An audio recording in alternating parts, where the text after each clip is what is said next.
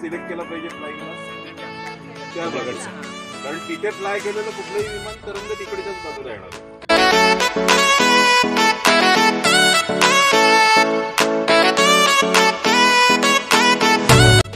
मला तुमचं काय बॅलन्सिंग केलेलं आहे. आता हे विमान काय विमानासारखं विमान दिसतंय, पण याचा अर्थ उडायला तयार आहे असं नाही. ते उडण्यासाठी आपल्याला त्याचे बऱ्यापैकी ऍडजस्टमेंट करायचे. तुम्हाला गेल्या वेळी काय सांगितलं होतं, आपल्याला डायहेड्रल अँगल द्यायचा आहे, म्हणजे हा वरतून. या विमानामध्ये काय फॉल्ट दिसतंय? 5-6 फॉल्ट दिसतंय. काय काय आहे? हा इकडचा विंग आणि इकडचा विंग सारखाच दिसतोय का? नाही, हा बेंड झालेला आहे. म्हणजे मग तो तुम्हाला